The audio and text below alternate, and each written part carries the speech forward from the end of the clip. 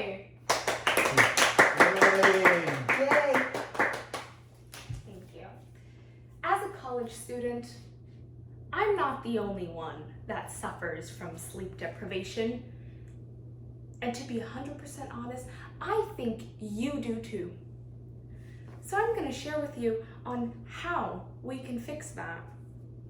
Between going to the gym, going to work, and getting my schoolwork done on time, there has been little time for me to actually enjoy doing the things that I love. Why? Lack of sleep. I don't want to feel drowsy when I'm going out with my friends or sluggish when I actually engage in some sort of activity.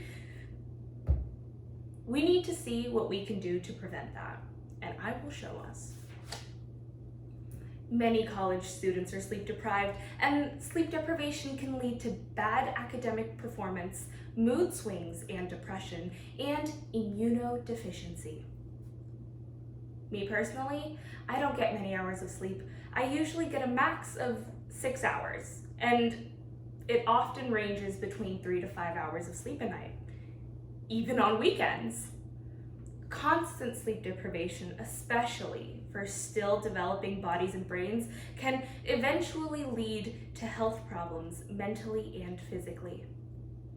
According to Anita Angelica Schlarb, up to 60% of all college students suffer from a poor sleep quality.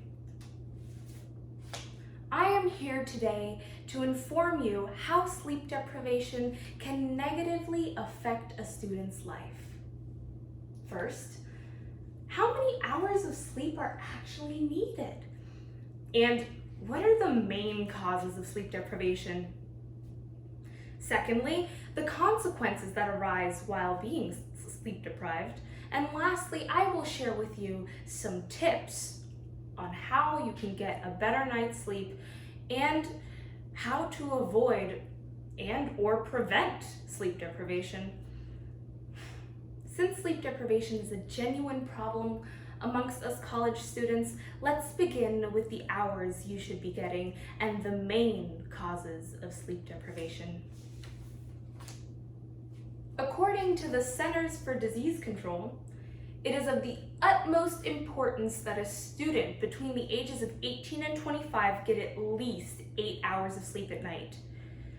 The first cause is usually inadequate sleep hygiene.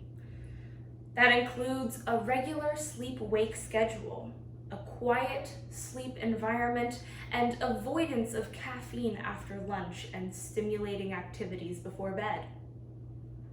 Second cause is usually alcohol and caffeine abuse. The third cause, technology. Now, we all have our iPhones, our iPads, our iPods, and television. The blue light from these electronics tricks your brain into thinking that it's daytime.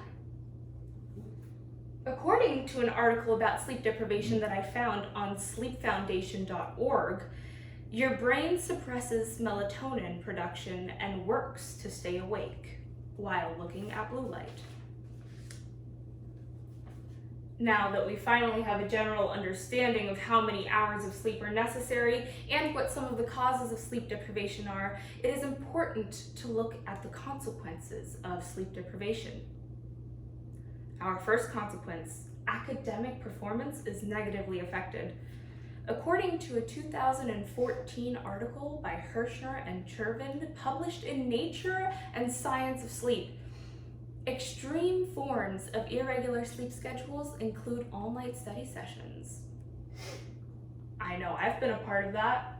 I've stayed up until 2 or 3 a.m. doing homework, studying for a test that I have in a day or in 2 days. And it's also not common that mood swings and depression are involved. According to that same article by Hirschner and Chervin, insufficient sleep can increase depressive symptoms.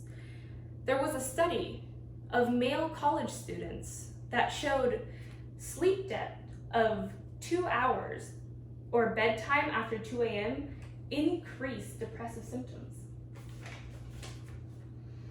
Now let's get to immunodeficiency. sleep deficiency has shown to lead to worsened immune systems and their function. That includes a poor response to vaccines. We all want to get over with COVID. Getting over with COVID means getting the vaccine, and the only way that that vaccine will work is if you also have a proper sleep schedule. Now that we've gone over the consequences of being sleep deprived, we will lastly discuss how to avoid it from heavily impacting your life in a negative way. First, caffeine and alcohol limitations. We can party every other weekend with alcohol involved, and caffeine doesn't necessarily need to be taken in after lunchtime. Second, screen time limitations.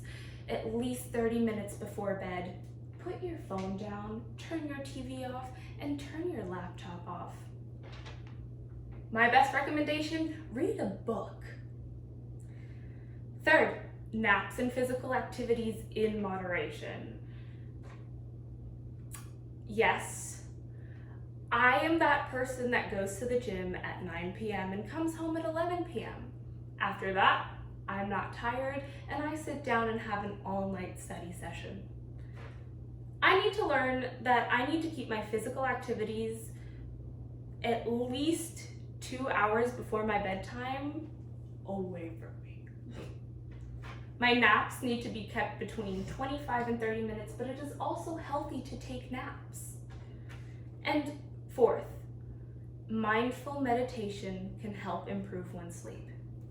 Now, I have a couple of apps that I would like to recommend you to for mindful meditation.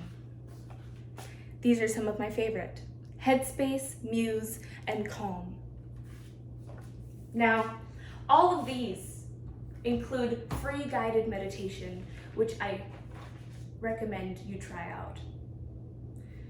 Now that we've gone over the causes of sleep deprivation, the consequences of sleep deprivation, and tips on how to avoid it, we are in a time of transitioning from adolescence to adulthood, and we want to gain as much experience from life as we can while we still can.